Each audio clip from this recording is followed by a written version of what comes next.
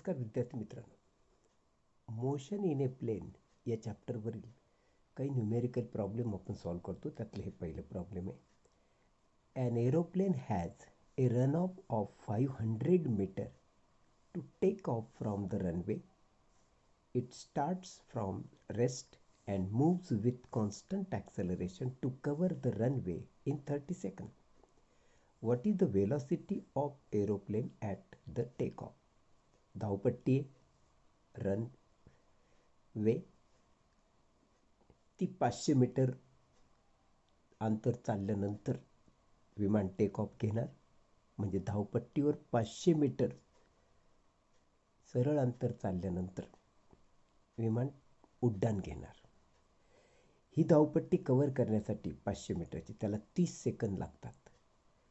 तर ज्यावेळेस ते विमान उड्डाण घेत असेल टेक ऑफ, तेव्हा त्याचा स्पीड, त्याची वेलॉसिटी किती असेल?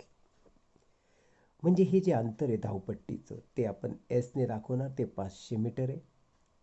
सुरुवातीला विमान ॲट रेस्ट होतं, म्हणजे यू इनिशियल वेलॉसिटी 0 असणार आणि ॲक्सेलरेशन त्याचं कॉन्स्टंट आहे. यासाठी त्याला वेळ लागला 30 सेकंदाचा. आता जर ॲक्सेलरेशन कॉन्स्टंट असेल तर वेलॉसिटी ही ॲव्हरेज वेलॉसिटी असते. म्हणून velocity average is equal to u plus v upon 2. पण या ठिकाणी तर यू 0 आहे, म्हणून इथं जर 0 लिहिला तर व्ही अपॉन 2 होणार. म्हणून वेलॉसिटी ॲव्हरेज होईल v/2. आता s is equal to average velocity into time हा फॉर्म्युला आहे. ॲव्हरेज वेलॉसिटी इंटू टाईम म्हणजे ते distance.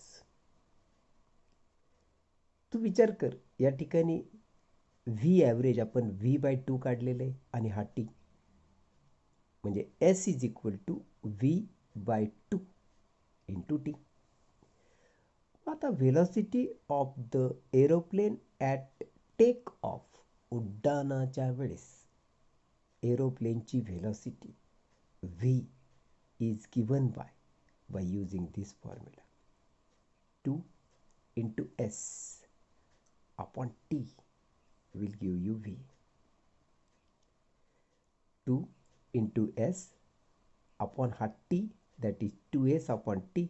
This will be velocity at the take off. But 2 s 500, t 30 second, 0 cut 100 by 3 meter per second. This is meter per second velocity. आता हा aeroplane आहे, म्हणजे velocity kilometre पर आवरमध्ये काढायची. म्हणून आपण 100/3 हे जे मीटर पर सेकंद आहे याचं रूपांतर किलोमीटर पर आवरमध्ये करण्यासाठी, लक्षात ठेवा, मीटर पर सेकंदचं रूपांतर किलोमीटर पर आवर करण्यासाठी आपण 18/5ने मल्टिप्लाय करत असतो. आता 100/3 हे मीटर पर सेकंद आहे, त्याला आपण 18/5ने मल्टिप्लाय केलं तर तेच रूपांतर किलोमीटर पर आवरमध्ये होणार. मग आता 3 6 जा 18, 5 20 जा 100, 20 into 6 that is 120 kilometre per hour. म्हणून velocity of aeroplane at take off is 120 kilometre per hour. Example number 2 बघा. A car moving along a straight road with a speed of 120 km per hour is brought to rest by applying brakes. The car covers a distance of 100 meters before it stops. Calculate the average retardation of the car and the time taken by the car to come to rest. हे retardation म्हणजे brakes apply केल्यावरही जी car पुढं जाते ते retardation. म्हणजे फोर्सच्या विरोधातचा. Here initial velocity u is equal to 120 kilometre per hour आहे. तुला माहिती आहे आता 120 हे किलोमीटर पर आवरचं रूपांतर आपण मीटर पर सेकंदमध्ये करून घेणार. म्हणजे अर्थात याला आता उलट करायचं. मगाशी मीटर पर सेकंदचं रूपांतर किलोमीटर पर आवरमध्ये करताना आपण 18/5ने मल्टिप्लाय केलं. आता आपल्याला किलोमीटर पर आवरचं रूपांतर मीटर पर सेकंदमध्ये करायचं, म्हणजे हेच उलट 5/18ने मल्टिप्लाय करायचं. तर 120 इंटू 5/18 हा भागाकार केल्यावर येतो 100/3 मीटर पर सेकंद. त्यानंतर एस म्हणजे चाललेलं ते जे अंतर आहे ते तुला दिलेलं आहे 100 मीटर.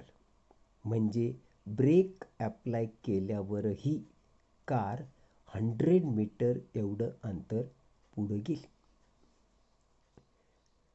आणि नंतर ती थांबलेली आहे. फायनल वेलॉसिटी थांबली म्हणजे 0 असणार.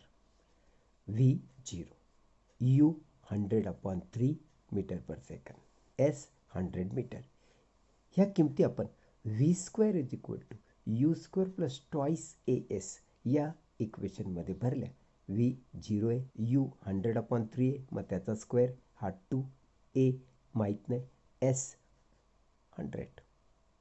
आता ह्याला जर आपण सॉल्व करायला लागलो तर आपण काय केलं माहिती का, याला हा जो स्क्वेअर आहे ब्रॅकेट इकडे आणलं तर तो झाला मायनस.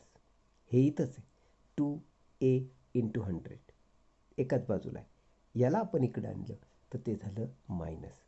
मग यावरून a काढायचा आहे तर हा 2 इंटू 100 याच्या खाली घेणार आपण याच्या, म्हणून मायनस 100/3 ब्रॅकेट स्क्वेअर हे जसंचे तसं इंटू हे याच्या खाली येणार म्हणजे 1/2 इंटू 100. थोडंसं व्यवस्थित जर आपण याला सॉल्व केलं तर हा 100चा स्क्वेअर आहे, हे मायनस साईन राहू दे बाहेर.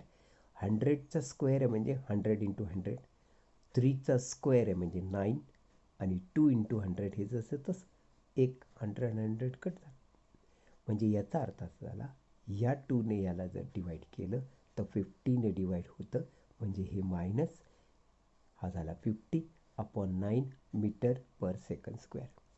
हे निगेटिव्ह साईन जे आलं ॲक्सेलरेशनला, निगेटिव्ह साईन जे आलं ते हे दाखवतं की हे जे ॲक्सेलरेशन आहे म्हणजे रिटार्डेशन आहे, म्हणजे ते फोर्सच्या ॲप्लाय केलेले जे ब्रेक्स होते त्या ब्रेक्सच्या फोर्सच्या विरोधात चाललेलं हे ॲक्सेलरेशन, म्हणून निगेटिव्ह साईन आलेलं आहे.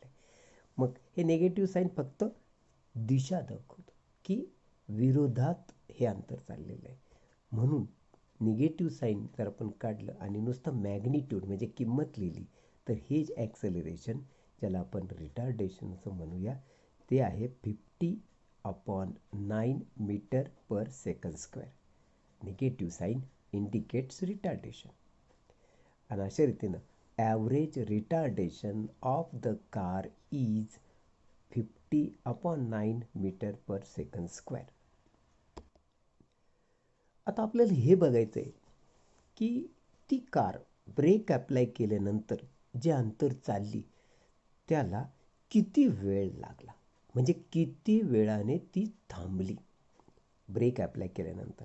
म्हणून त्यासाठी आपण v is equal to u plus at हा फॉर्म्युला वापरूया. या ठिकाणी तुला माहिती v0 आहे, म्हणून 0 u at असं होईल.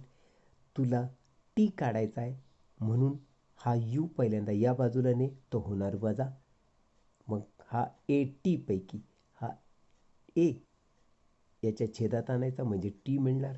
So t is equal to -u/a असं होईल. आता u हे निगेटिव्ह साईड राहू दे.